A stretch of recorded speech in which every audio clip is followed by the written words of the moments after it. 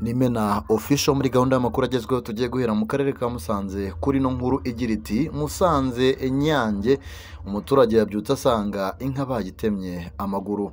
Umudugudu wa Gahama akagari ka Kabeza mu murenge wa Nyange akarere ka Musanze umugabo Dusengimana Eric yabyutse mu gitondo cyo kuri uyu wa 2 Mata 2025 inka ye aho yabaga mu rwuri asanga bayitemye amaguru yombi akeko bari basanzwe bafitanye amakimbirane. Uwo mugabo inka ye yabanaga niya mugenzi we mu rwuri ruri hirya gato y'urugo rwe avuga ko ubwo yaraje guha inka y'ubwatsi yasanze yatemwe bikomeye gusa ngo ibyo byose byabaye umuzamu atari yaharaye kubera uburwayi. Dusengimana Eric yagize ati nasanze inka bayitemye iryamye hasi bayitemye amaguru yombi umurizo n'amazuru ndakeka ko yatemwe n'umwe mu buderuka kugirana amakimbirane ashingiye ku bwatsi nari maze iminsi nahiye mu isambu ye. Ndifuza ko hakorwa iperereza uwo basanga yarabigizemo uruhare mu gutema iyi nka akabiryozwa.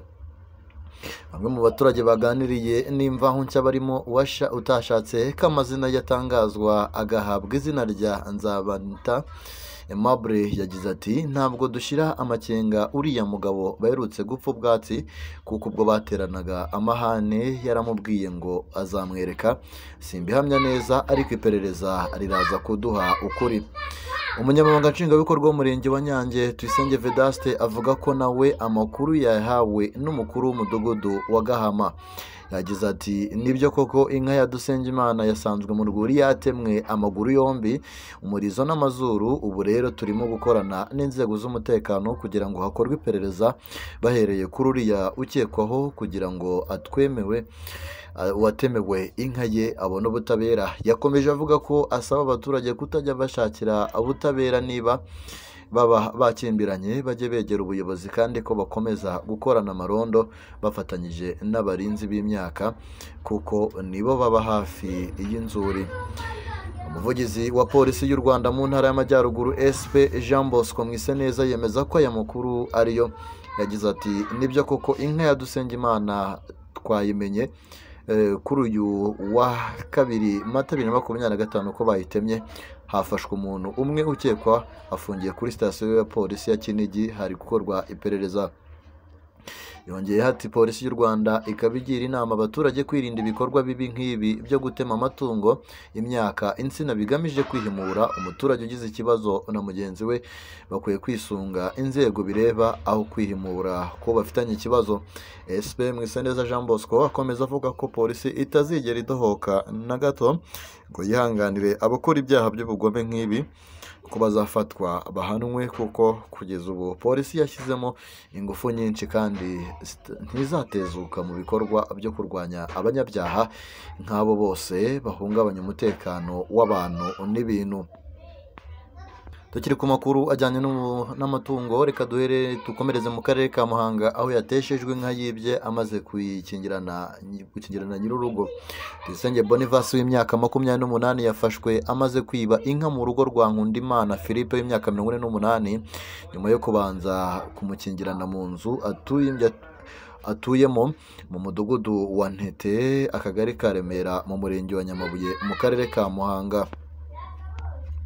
Amakuru ava muri uyu mudugudu avuga ko Nkundimana Philippe yumvise igikomye yabyuka agasanga bamukingiranye agahita avuza induru. Nyuma yo kuvuza induru yakinguriwe n'abana be baba mu yindi nzu babo bamufasha kuvuza induru bakimara kubona ko inka yabo yibwe. Umwe mu baturanyi ba Nkundimana wibwe inka arakangurwa avuga ko induru zavuze abanyerondo bagahurura maze bagafatira Tuyisenge Boniface mu ishyamba aho yari amaze kuzirika inka.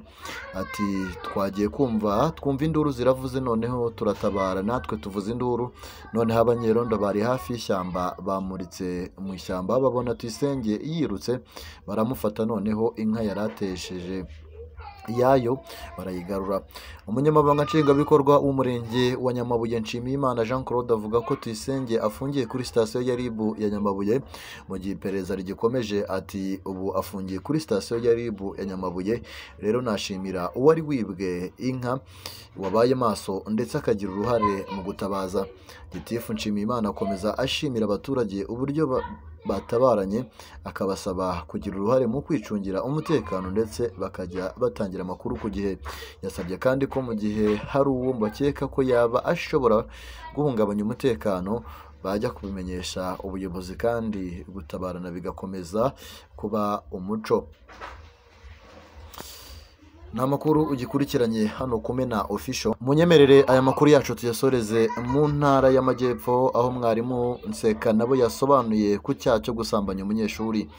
Nsekanabo Hubert w'umwarimu ukekwaho gusambanya bikavamo gutera inda umwana w'imyaka 16 wiga mu mwaka wa 2 w'amashuri yisumbuye kuri GS Ruyenzi mu murenge wa Ntyazo mu karere ka Nyanza mu ntara y'Amajyepfo, yakanye icyaha akekwaho asobanura ko yemeye ko yamusambanyije umwana afatiweho umuhoro.